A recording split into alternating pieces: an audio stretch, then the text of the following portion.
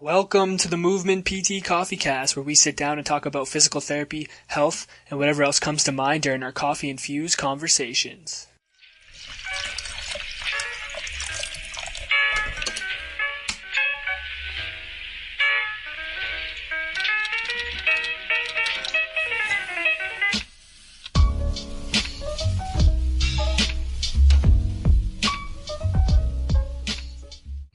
What's going on, guys? Welcome back to the Movement PT Coffee Cast. My name's Dalton, and with me, as always, is my beautifully bearded friend, William. William, how are we doing?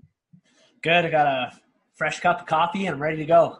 How are you doing? I'm good, man. As do I. I know you're on your fourth cup today. Is that what you told me? Yeah, today, I don't know. It's interesting because we have the day off, but I just wanted to drink a lot of coffee, so I went ahead and did it. So you're ready? You're ready to go? You're gonna just spit fire or what? I don't know about that, but we'll see. Okay, guys, we're back at it again with another interview. Today we're interviewing Dr. Tom Walters. He's a physical therapist. He's a professor, and he's from Santa Barbara, California. So he's living in a nice area, probably nice and warm there with the palm trees and everything. So Dr. Tom, how are you doing? Good, guys. Thanks for having me. I actually was thinking about the name of your podcast, and I was listening to Adam Meekins a little bit from one of your posts the other day, and I was a little disappointed. I was worried about the coffee questions because I'm so energized most of the time that I only stick to depressants. So that's okay. What kind of depressants are we talking about here? Yeah, my afternoon drink is usually a shot of vodka, but that's okay. Oh man. So anyways, I'm so amped. I was like, man, I'm not going to have a good, fancy coffee thing for them. That's okay. We don't. Would you say you're like a high energy person or what? Oh man, I just wake up my mind I can't slow down. I'm too anxious all the time. So fair enough. So yeah, but thanks for having me. Glad to be on. No problem. Yeah, we're excited. So why don't you just start off by kind of introducing yourself, give a little bit of background to our listeners if they're not familiar with you. Yeah. So, I guess I've been a PT for 11 years now. Everyone thinks I'm 36. Nobody thinks that, but hoping I look more mature and wise, but it's not turning out that way. You just need to start growing a beard. Yeah, it doesn't. It's just blonde. You can't see it. Just like 30. So I've been a PT for 11 years. I grew up in Montana. I went to Montana State and did a bachelor's in exercise science, and then came out. I was sick of cold weather and came out to California and went to Chapman. So I did the DPT there and finished in 2007. And then I did a bunch of right after that I did a orthopedic manual therapy residency at Kaiser in LA. And so my background has really been really heavy in manual therapy. I don't post on that very often, but that's really a heavy part of what I do. Right. Adam would hate that. So I use it in conjunction, obviously, with active interventions. Since PT school, I worked for a couple of years in just regular sort of outpatient, insurance-based orthopedic practice. I did that for about 2 years and got a little tired of it. I'm a little bit, I was telling you guys before we started the show, I'm a little impulsive. So, and my wife's a PT too, so it works out well. We can do things together. But we did traveling physical therapy for a year and paid off my student loans, so that was a good deal. Nice. So we kind of traveled around. We're in Seattle and Colorado, outside of Denver for a while, and then I was a physical therapist for Cirque du Soleil in Montreal for a while on their LA-based show. It's called Iris. They shut that show down because it wasn't as busy as the Vegas show. It was only about 50% capacity, so it shut down after about a year and a half. But I worked on that show while they create all their shows in Montreal at their headquarters. So I stayed on that show during the creation phase, and then like you guys said, I live in Santa Barbara, so it's too far away from LA to make that commute to stay on the show. So then after that, I really started teaching. So it was kind of 2012. I came back to Santa Barbara. We came back and I started teaching full time in the kinesiology department here at Westmont College. So it's just a small liberal arts college, and I teach biomechanics and a couple of electives. I do a therapeutic exercise class, and then a couple of years ago I started a pain science class because I think it's important for kinesiology students. If you're going to study human movement, it doesn't make sense to me that you wouldn't learn anything about pain. So yeah, I basically use a lot of Mosley and Butler's books. There's no textbook for undergrad pain science, so I use those to develop a course. And so I've been teaching full time for 6 years now, and I also co-owned a practice. I was in that practice from 2013 to 2016. It was a biomechanics lab, sort of like a clinical biomechanics lab. I studied with Chris Powers at USC for about 6 months and then sort of replicated that model. So some of the videos you see on my account on Instagram sometimes are old videos from that clinic. We had a force plate and motion analysis, EMG, a force plate instrument, a treadmill, dynamometer. Yeah. So I did that kind of stuff for a while, and I would take my biomechanics class from Westmont down there. I also taught for Redcord for 6 years, which is a Norwegian-based suspension training company. So they train physios and chiros and stuff in how to test people. In Norway, some physios only use Redcord. Their treatment's called Neurac. They don't do any manual therapy, and they only treat with Neurac. So wow, I've never heard of that before. Yeah, it's actually really cool. You test people. It's a closed chain testing system. So unlike TRX, where just part of your body is suspended, in Redcord, your whole body is suspended, and it's unilateral loading. So you test and you look for weak links, as they call it. So you might do like a bridge, for instance, but only one leg would be in the suspension system. And so that limb is closed chain, and you test and look for asymmetries in movement or pain. And then that dictates your exercise prescription. So did that for a while. So I've been kind of all over the board, but yeah. Yeah, you had a lot of different experiences, that's for sure. Yeah, it doesn't fit well into a bio. No, yeah, you can't fit that on the Instagram bio. No. So yeah, but these days just teaching, and not really a part of a clinic. I just kind of see people in their homes, and cool. That's kind of my practice, just to kind of run a cash-based practice and go around and see people in their homes. And then, but it's a pretty small part of what I do. And then in the process of converting, my Instagram account to a site, I saw that. Yeah. So that'll launch later this summer, but the whole goal with it is really to provide rehabilitation resources to people. I end up getting a lot of messages from people in the world who don't have access to healthcare. Yeah. So it's hard there's a lot of direct messages that come from that, and I just can't respond to everything. And, social media is just sort of like a teaser for things. It's not obviously comprehensive programs. So the idea is to provide those things and have more of a social impact. So that's what I enjoy doing. Cool. Let's, I'm curious to talk to you a little bit about the social media thing. I know we were talking a little bit before we got recording here, but how did you kind of get into that, and what pushed you towards wanting to put the content out on your Instagram page?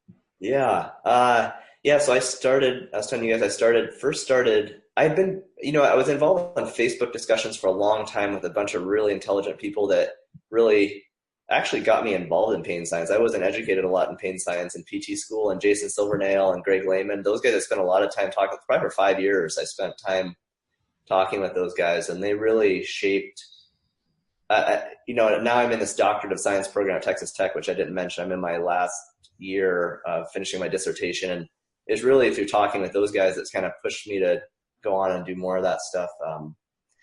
So I think it was some of those initial discussions in Facebook, and then I came over to Instagram in 2012, and like I said to you, I think I deleted it 3 or 4 times. I think I'm on my 4th time now with an Instagram account.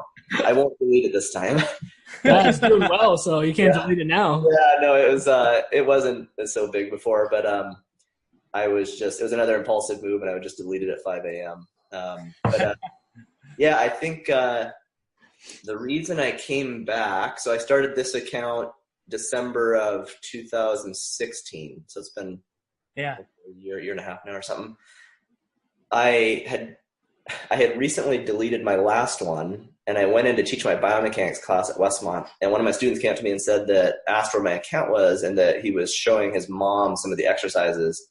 I was having some, maybe like some shoulder impingement, subacromial pain kind of stuff. And I realized that it actually could have an impact. Mm-hmm. And I hadn't really heard something like that before. So I literally walked out of class and went down, sat by the track, and restarted. And my account used to be called Rehab Scientist. That was the handle, and they wouldn't let me get it anymore. And so I got Rehab Science, which I'd way rather have Rehab Science. It's it's a broader term that And it doesn't sound like, it's not like I know everything. Rehab scientist sounds like I know everything.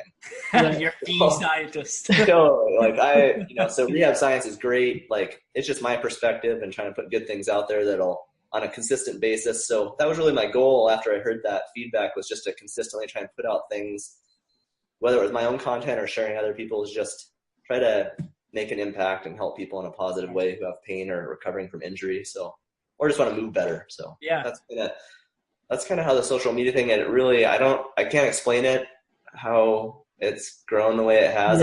Yeah. In some ways I was kind of late to the game starting in 2016. I think, I know there were people who helped me in the beginning who had, some accounts that kind of helped push some of the content that I had they thought was good. So that always helps, but it's been it's been all organic, and I don't quite understand. It obviously, I think sort of points out that there's a gap and a need for this kind of information. I think people our models of healthcare are not dealing with pain in the most optimal ways that they could. So I agree. I heard you kind of talk like a little while ago. You're talking about how you initially started kind of talking, having some discourse with some people, like you mentioned Greg Lehman and Jason Silvernail and all of them. And this is something that we talk about in school quite a bit, actually. Like social media is here and everybody's on it, and with that comes also our profession, and our students are on social media. Like, do you have any advice as far as how we can have good kind of discourse and even debates on social media? Like, how do you go about that sort of thing? Man, that's a tricky one. I was actually in a group of about 30 other PTs. We were just talking about this the other day. Yeah. And it's honestly, I spent a lot of time.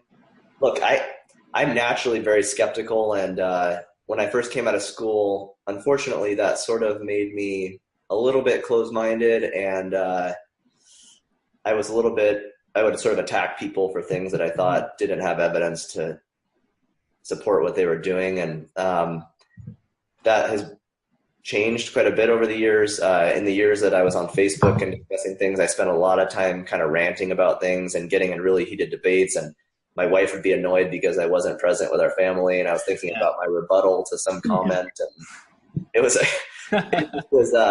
you know what, I think after a while I realized I ended up interacting with people who've been around a while, and in Silvernail and my advisor now, and different people, and just thinking about how the pendulum can swing in our profession. Right. And you hear that a lot, and I think I started to feel that a little more, and I think just being in it long enough, I started seeing the same kind of arguments come up all the time. Yeah, same thing. Yeah. It's always like, no, manual therapy sucks. Like whatever. Like, it's just the same arguments over and over again. Right. I just kind of got tired. I was like, why am I also felt like too that the public is seeing this, like potential consumers of our profession, of any rehab profession, but it was all physical therapy individuals at that time that I was sort of discussing with. And I thought to myself, like, is this happening with psychologists? Is this happening with, like, I'm just in this group and only seeing this, but what potential negative impact is this having on potential consumers of physical therapy if they're seeing that we all just squabble over our own interventions and it looks like we have no idea what to do with anyone? We're all fighting. Didn't. Yeah. I think there's a way to go about, like, I think that's good that things are being challenged and that things are being discussed. Obviously, that's what's made our profession what it is now, and it's going to continue to push it forward. I just think we got to figure out how we're going to do it in more of a positive way, or a way that just looks more like not some of the things that you see on Twitter or on like Instagram where it's more negatively driven. I think I appreciate challenging ideas, and like you said, I think Dalton and I fall on that skeptic, kind of. Yeah. But what I like from your content is, even if you're posting something that could be, controversial or go against someone's view, you go at it pretty objectively, and you're willing to hear people out, ask them some questions, rather than kind of attacking them. Is that kind of how you try to go about it? Yeah, that's been it's weird. Instagram seems much more positive to me than Facebook. And maybe that's just the circles that I got in, the pain science circles I got in Facebook. It was sort of like these ivory tower, just bash everyone's interventions, but not give an answer to anything. Yeah. So Instagram has seemed different to me in that way. And I think maybe it's just the circles of people, or the vibe and the culture is a little different. But I think you guys are exactly right. I mean, look, I say those discussions, they weren't all negative, and I grew a ton from them, right? I was sort of introduced to pain science on Facebook. Like, I mean, so I kind of latched on. I think students, the people who are getting involved in that world, there sort of is a level of skill that you need to have in being able to just kind of sift through the people that are commenting and kind of pick out the ones that are good to, 'cause you're kind of forming a tribe. Yeah. Like, you got to try and, right, there's all this tribe talk, I feel like, lately, but you're sort of doing that subconsciously. And so people like, I really appreciated the people that approached things logically, weren't disrespectful to other people, but challenged them. And like Silvernail and Lehman, those guys are some of the best examples to me of that. Those two guys have had such a huge influence on my own personal growth. So I agree. I think we just have to learn how to do that better. And maybe Instagram is proof that is getting better. I don't know, because I was on Facebook before Instagram, and maybe that's just how things are morphing over time. Maybe it is actually better. Like, it could be changing. And I agree. Not realizing it, Yeah, I agree. I find Instagram way more positive than like Twitter, or I'm not too involved on Facebook as so much, but definitely on Twitter I see a lot of like the negative stuff going on. Yeah, I think there's benefits to all those platforms. I think Instagram sometimes is super positive, but people don't challenge anything. Yeah. So that's the issue. Like, because if I take a post that I put on Instagram and put it on Facebook, sometimes it'll get thrashed, and that never happens on Instagram. So I won't say names, but I know people who would thrash me for certain posts, like, who would really thrashing in a good way, like, who would really challenge stuff. So I think sometimes kind of spreading yourself out, you just get different. It's just kind of different cultures between the different platforms. So I have a Twitter account. Twitter just confuses me. It's like not long enough. I have conversations and I can't figure out where the conversation went, and I just haven't spent there. So I kind of go back to my Facebook one. I think sometimes Facebook for me, because of like the little tribe or circle I've gotten in, is sort of a good way for me to kind of recalibrate my bearings. Mm-hmm. And so when I go on there, because people tend to really discuss research in those groups, and I think on Instagram people just kind of post fancy exercises, and it looks cool, and it might really help people. But so they both serve different purposes and have their own strengths and weaknesses, but I think they kind of serve different purposes for me. Yeah, I hear you.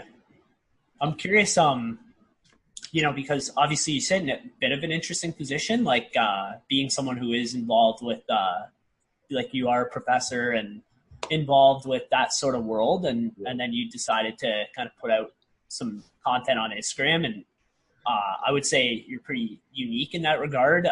I'm curious what that process has been like. Have you talked to other colleagues about it?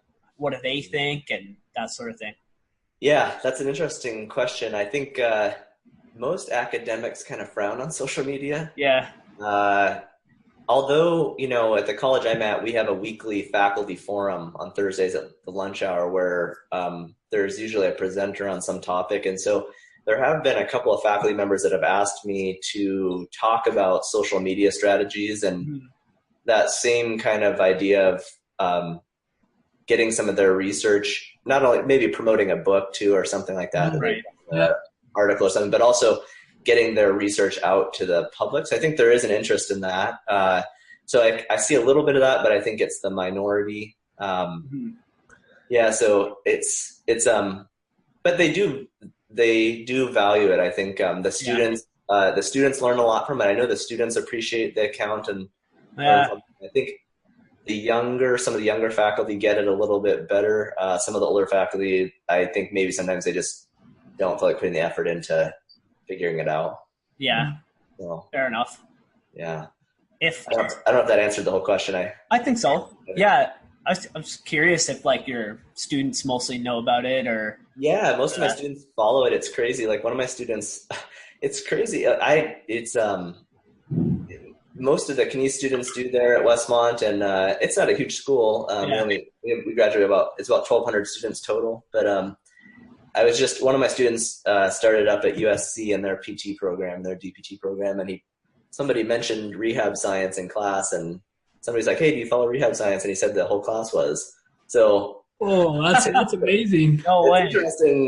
He was just there, and somebody's how we talked about it. So that stuff's interesting to me. I don't get how it spreads like that, but it's really cool. And so at the same time, it makes me reflect back and think like, I better think a little bit about what I write. Sure. I think I spend a lot more time trying not to speak in ultimatums, and maybe I did a little more of that back in the past. So I think I try to say a lot of things like may, might, potentially. Right. Yeah. Like the science is always evolving, and I better evolve with it. So I've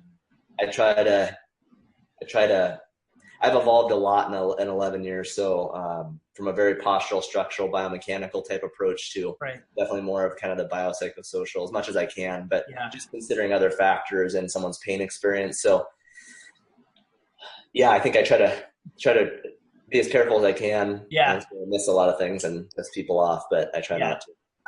It does happen. Yeah. I'm curious to hear a little bit about like that transition for you from like how you're kind of saying you went from the more postural biomechanical to now adopting more of a biopsychosocial approach. I'm always interested to hear people speak on that because we're kind of in the middle of that transition period whereas like before it was very much heavily biomechanically driven, and now we're starting to get seeing how important the biopsychosocial is. So I'd be curious to hear how that transition went and like what were some of the things that like pushed you to be like, hey, this is important. Totally. Yeah. Well, I think like a lot of people, my PT education was pain was very much approached from a biomechanics and anatomy type perspective, a very tissue driven type pain approach. And so I started that way. And then I don't know what started it all. I mean, it was Facebook, but I don't really know what sparked it. But somehow, or maybe I found out about Explain Pain, about Mosley's book, something like that. I'm not sure what started it, but so I went from this really way over on the pendulum with really heavy, everything was posture and biomechanics. And then like I say, for about 5 years kind of was influenced. I started getting into more pain science, and pain science was not as hard for me to adopt because my mom's a psychiatric nurse practitioner and my dad's a social worker.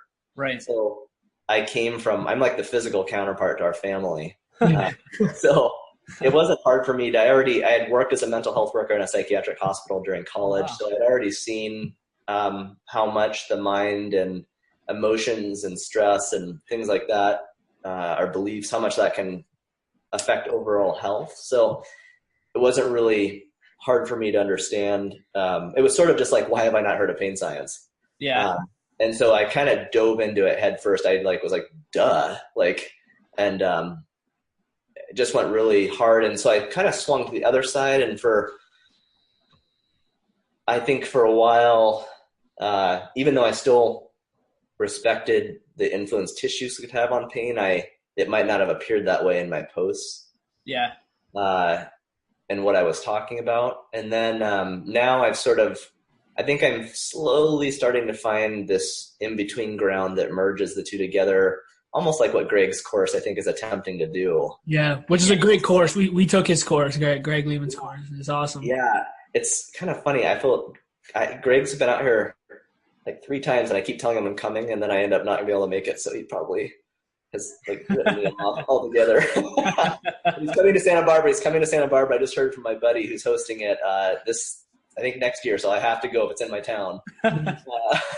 I'll just send you his workbook. Yeah. Exactly.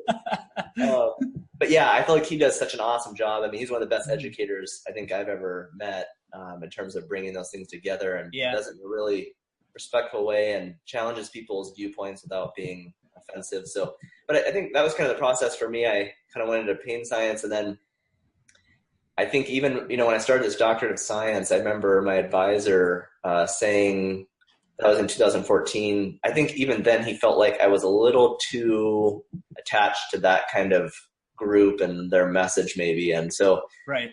I think since 2014, that started kind of my shift to finding the right balance for me. And so, yeah, it's been a process. I mean, probably 2 or 3 years in the heavy posture biomechanics thing, and then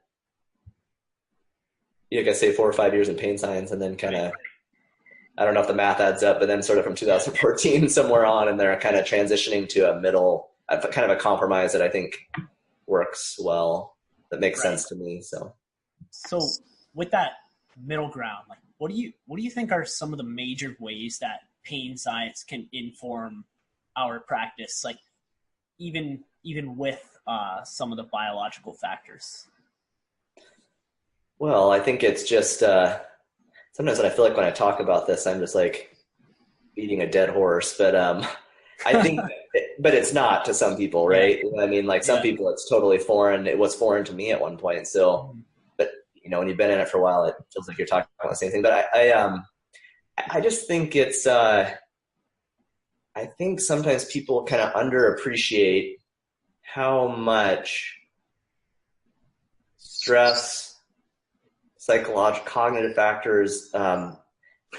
We're also shaped by our beliefs from our parents, friends, things we see online. I just think I have over the years seen like countless examples in patients where non-tissue factors are like the prominent drivers in their pain state. Yeah. And I don't think I was paying attention to that when it was posture and biomechanics. Like they were telling me it and I wasn't really listening. Right. I was hearing, they were talking and maybe I was looking at how their leg was rotated or something. Like I was just not paying attention to, and I think with a lot of these pain things, it's helpful once you've experienced it too. And, I've had situations, I have sort of like a pain sort of issue that below my right shoulder blade that's about the size of a quarter that only comes on when I'm cognitively stressed about something, and then it's exacerbated by mechanical things like where I might be loading that tissue in some way, but it is for sure brought on by stress. Yeah.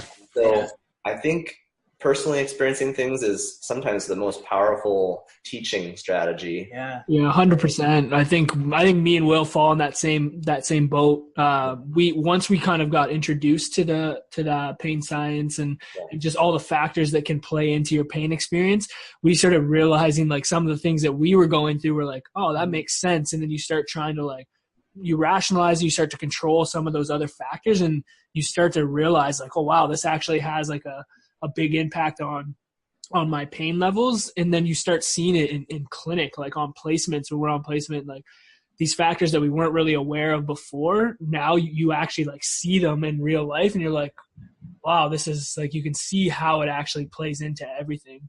Totally. If you could just step back, I think if people can just step back, like that's such a huge thing. If people coming out of school can just like, you're so biased already, for professors and whatever your program sort of focused on, but you can just somehow kind of step back and really right, everyone nowadays, I think everyone's taught, there's more focus on mindfulness and meditation. I think people are thinking more about how the mind can play, that mind-body connection, and it's definitely more than when I came out of school. So people are talking about that, and there are a lot of people talking about, oh, listen to your patients, really listen to them. But I think it's easy to read things like that and not really do it. So for sure, you have to really, I mean, it's really a skill, I think, to really hear people and then to quickly try and figure out how you're going to take that information and respond in a way that they're going to understand and isn't threatening, and that that's sometimes tricky. Like on the pain science side of things, right? That's a tough thing to do because you don't want somebody to hear you say, well, your pain's in your head. And I've had a couple of experiences where it was my goal was my mission and what I was going to tell them was to help them understand pain wasn't in their head. But the way that I tried to teach them, they thought I was saying pain is in their head. And that was like my only goal, was for that not to be the way it came out. So, it's tricky. It's tricky to, and people ask those kind of questions on social media. Like, what's your approach to addressing stress or other, psychological factors and beliefs without making people feel like you're saying they're just making their pain up? Like, how do you go about that sort of, and I think that's where, for me, having a parent in the psychiatric field has been helpful, because to me, right, those brain type phenomena are still physiology. Like sometimes we think of it as like placebo and things as like this other abstract like thing out there that's not, like, it's still physiology, right? It's still neurotransmitters and neurons fire. I mean, it's still like, it to me, it sort of fits in with everything else. But I think sometimes we put sort of like mental health and mental states into a different category. And we don't think of it as like another organ that follows the same physiological principles. And contributes, Yeah. So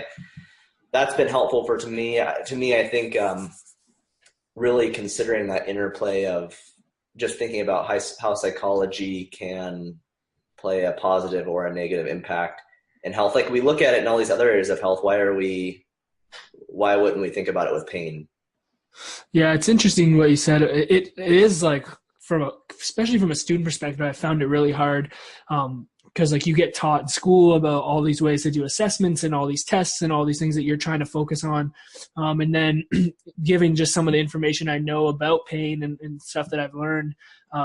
When you get into the actual assessment, it's difficult because your brain is going everywhere. I think sometimes I'll just struggle with like where should I say stuff about pain? Like, how should I talk about it? Where should I go about bringing up the topics?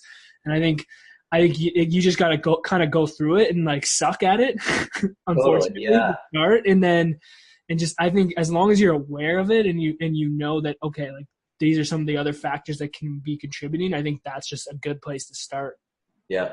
I mean, I think like so many things in our profession, there's a lot of trial and error. Like the way you dose everything is trial and error. I mean, how you dose exercise, movement, the volume of movement you give someone, the volume of manual therapy, if you like manual therapy. I think educational type interventions also can be dosed. You can think about it as how you dose it too. And I think there's some trial and error. I think even with really experienced clinicians, I mean, they're honing their skills and getting better at it and are more efficient, I'm sure, and things, but I'm sure there's a bit of trial and error. Like, I mean, I could think of times, like there are some patients who really want to hear a lot about tissues, but you're also trying to play that game of not walking the tissues so heavily that you just feed into some sort of false paradigm they already have. Right. So I think there's constantly this, I always feel like, and I feel like I say this to a lot of patients, the first session to me is sort of like, let's see how you respond to these interventions. I mean, there's a lot of variables. It's not like a controlled study where we're just looking at one independent variable and that everything else is controlled for. Like, there's a lot of stuff that's going to happen now in between now and the next session, and trying to just see, how are you going to respond to this? And there's a little, like, in all honesty, there's a little bit of trial and error, and we have to kind of see how your system perceives this, and that will kind of dictate how we move forward. And I think sometimes, education, especially pain science education, kind of falls into that same thing. I think there's nothing wrong with responding that way too, or just understanding that. I don't think. Yeah. I think a lot of people. I think there are a lot of people out there who sort of respect the honesty. I think sometimes practitioners think that being honest is bad for business, but I think if you approach honesty with a scientific viewpoint, like you have the evidence to back what you're saying and say, and this is what we know currently about pain and this type of pain you have. I think when you approach it that way and you're honest about it, it's not like it diminishes your credibility. I think oftentimes it enhances it. So yeah, for sure. It's a good point. We know you're obviously involved with research, and we do feel like sometimes there's a bit of a disconnect between research and clinical practice. So is that something that you're involved in? Like, do you feel like that's one of your goals, is to kind of connect those two? Yeah, big time. I mean, I think that's been, that was a huge thing for me with social media in general, was to, I mean, not only provide, so hopefully strategies that would help people just from my own clinical experience, but to also sort of also back those with some evidence. So I feel like I really enjoy being in this sort of applied research or sort of translational research sort of area. I think and I think this gets talked about too, and with lots of people, but and now being in an academic environment, I see that quite a bit where research just kind of stays within academics. They discuss it, and it's not really, maybe it's put out in a book or, an article or something, but still it's just other sort of people in that profession, other academics reading those articles. So, and you see groups now, right, like that are doing this where they're having people write on different topics to try and help put more of that out for the public, which I think is a good thing. I mean, I think it's important that the public sees us as much as this gets overused, but sort of evidence-informed practitioners that really our interventions should, and hopefully in most cases are driven by the current best research, and that we're trying to implement that and use it to guide our choices. So yeah. I feel like it just gets so tough, like with the amount of research that comes out, and then like even like for us, like being students, like we take a research class and stuff, but just to try to keep up with everything that's going on, it does get tough to make sure that you are staying up to date with what you're implementing in practice.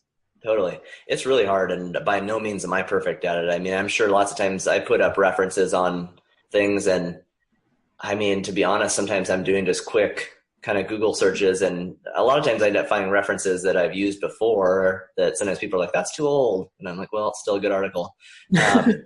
But, it's tough. It's really tough. I did a MedBridge one breakout session with Greg and Tony Ingram, if you know him, a while back. And this was one of the things, I was kind of the mediator between those two guys. And we were talking about this thing of sort of drowning in research, and I thought Greg, those guys both had some helpful tips. And I thought one was that whatever area, I think it can be tough sometimes as a PT, even if you've chosen one area, like say you're in orthopedics, like even within orthopedics, I mean, think about an orthopedic surgeon specializes in one area of the body or maybe two or something, or a certain procedure.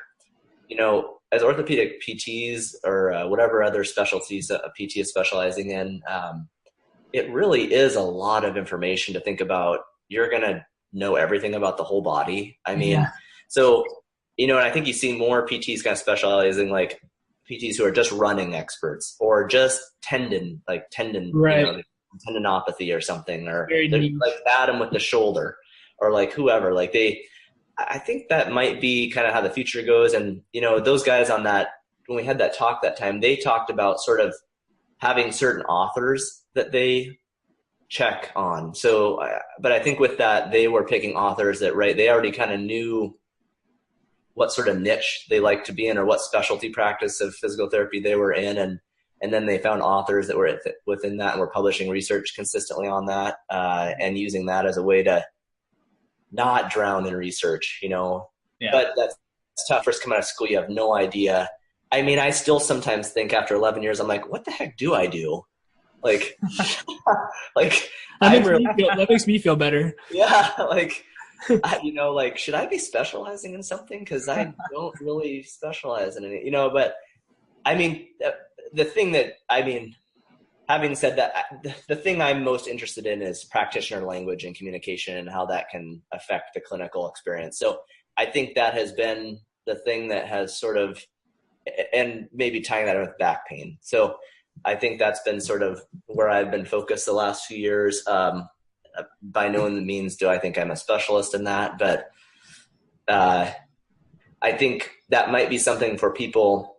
Even if you go do a residency and you do a board certification in something, you might still it might still be helpful to maybe pick an area that you're really interested in. Maybe it's ACL rehab or something like recovery, or, and maybe you have authors that you just know, like you've got 5 or 6 authors that publish on that topic consistently, and that's how you stay on top of the research. Maybe that's just one strategy, because otherwise I think if you're just trying to look at all of neuro PT or all of ortho PT or all of P. Like, it's going to be really hard to round.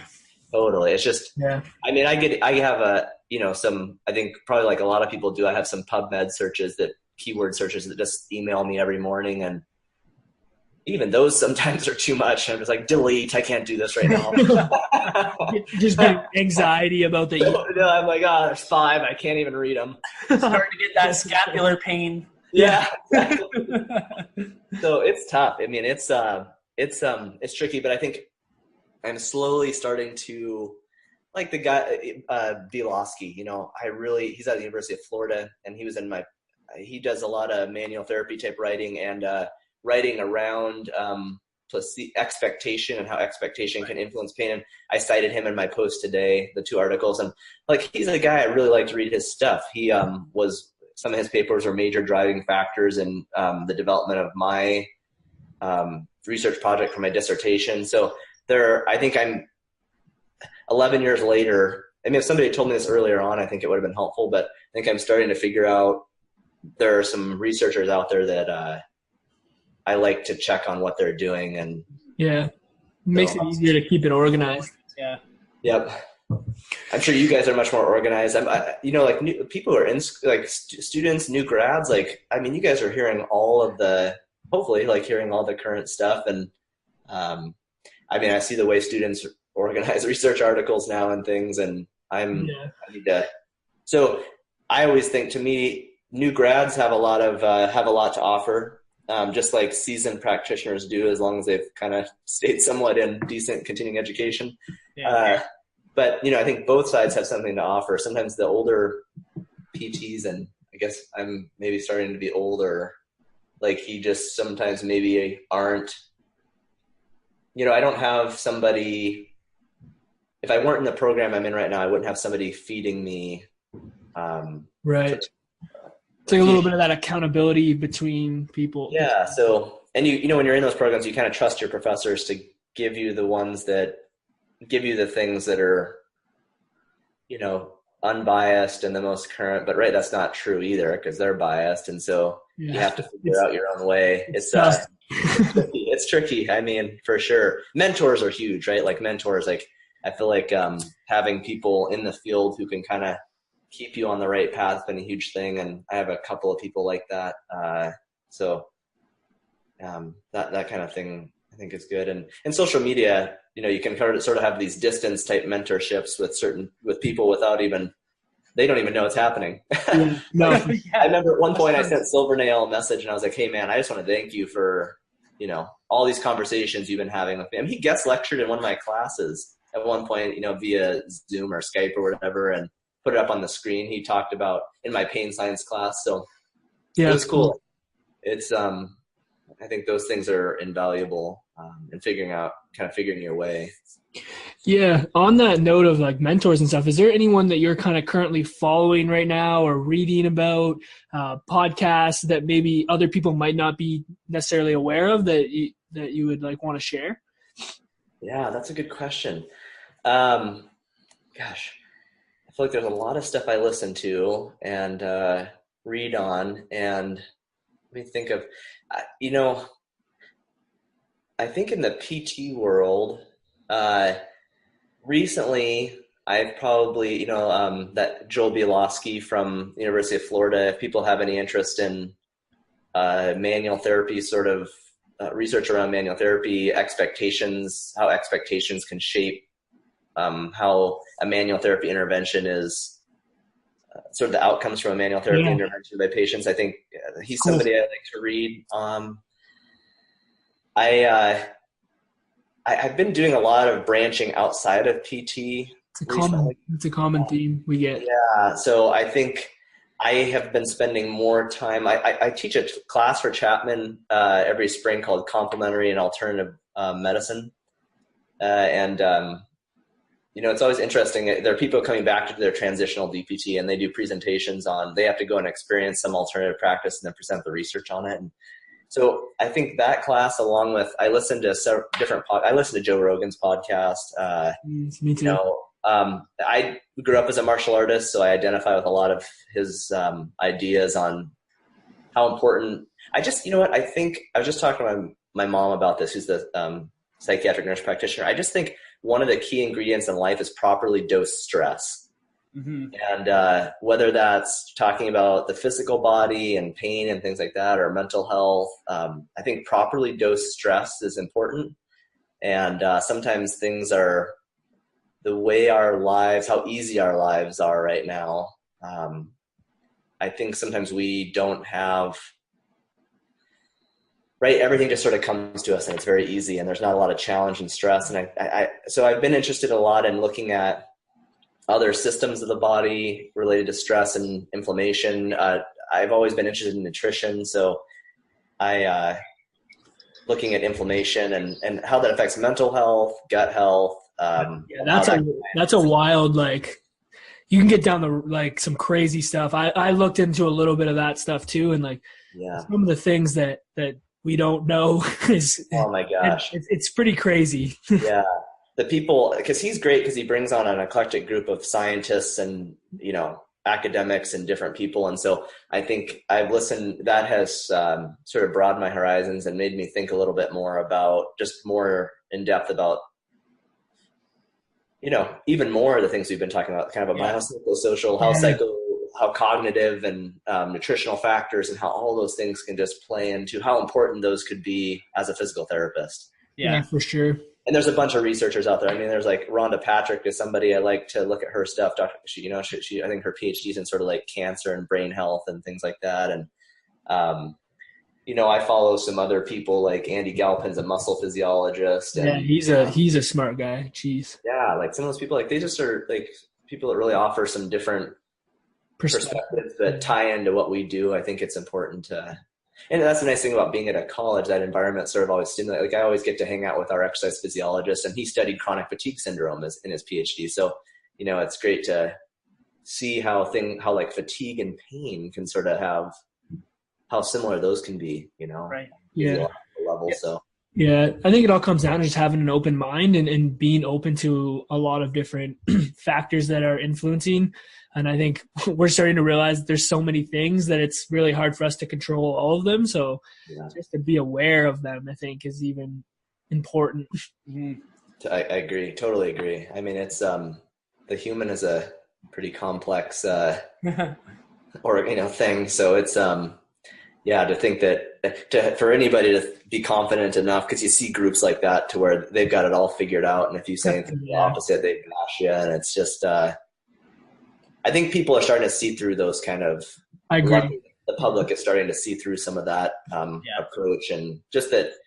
And there's a lot of people out there doing good things with sort of helping people understand how complex the body is and how many factors we need to take into account when considering whatever health in general. So yeah, cool. So we got one final question for you.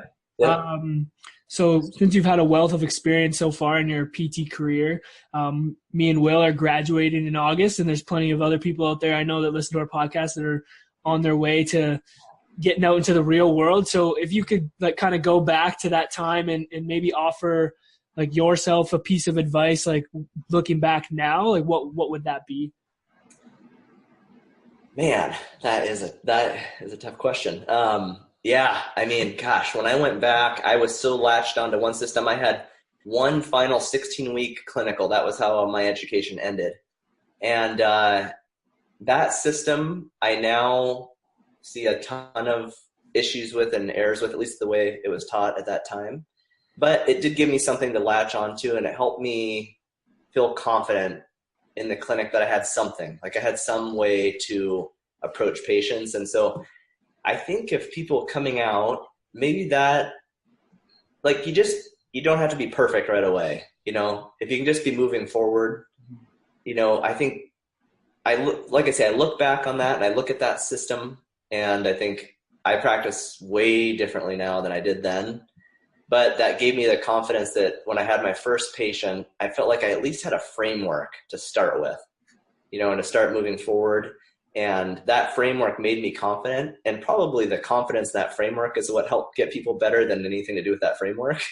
But, you know, so I think if you can come out of school, and whatever it is, there's all these groups doing that have different perspectives on, so, whatever kind of system you went through in school, like McKinsey, Maitland, like whoever, like whatever system it is, I think if you can take that and it can make you feel confident in the way that you initially start seeing patients, and just know that that's going to be help you move forward, but you also want to be looking at other things and always be open to evolving. That's what I think students need to come out and just know that they're going to evolve and be open to that, and hopefully be kind of excited about it. I think for me, transition and change is an exciting and stimulating thing. So I think if other people grads can frame it that way, if you can frame change as something positive, that'd probably be my best piece of advice.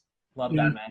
Awesome. Yeah. I think it's super important just to, be humble enough to accept like things that might not be like you were taught one way, and those things are starting to be like changing. It's okay. And to be humble enough to accept that and kind of move forward and adapt. I think that's huge. We're a scientific profession. Like, it's expected. Yeah. Yeah. So I think we need to be more willing to accept that. For sure. Awesome. Do you want to just leave like some of your social media, like where people can find you, maybe plug your website that's going to be launching soon, stuff like that? Totally. Yeah. I really just do everything pretty much on Instagram now. So that handle is just Rehab Science. And my website, which will launch in August, is rehabscience.com. And I think I might have mentioned, really the goal of that website initially is to provide sort of general rehab programs for people who don't always have access to care, or for anybody, if they just want to do it themselves. What are some of the common things? And then maybe down the road, kind of kinesiology type education.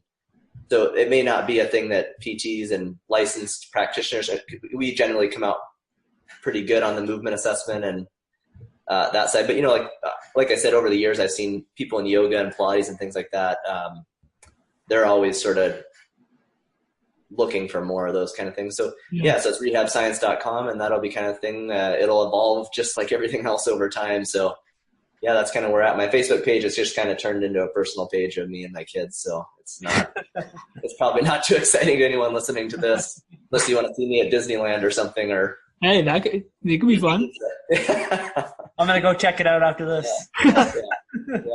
Yeah, man, I appreciate you guys having me. It's been, it's always fun these kind of questions are always good because they make you reflect back. It's just like teaching. It's sort of like, it makes you, reflection is good. And sometimes I know personally, I don't reflect on these things enough. So it's nice to be in these discussions and sort of reflect on the journey and kind of help shape where you're going. So.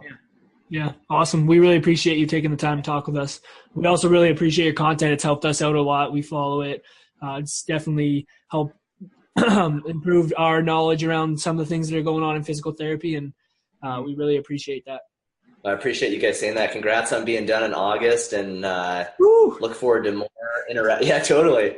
Look forward to more interact. You got a job yet? You have a job? No, not yet. Working on it. Man, you're gonna kill it. Like, you got this awesome podcast. You guys, you're just like, it's cool. It's cool to see people like doing such creative new things. Like, nobody was doing this when nobody's doing a podcast for PT school. Like, yeah, cool. Awesome. You guys are gonna kill it, and I look forward to more interaction. So awesome. Thank you. All right, we'll talk to you later, Tom. All right, see you guys. Yeah. Later.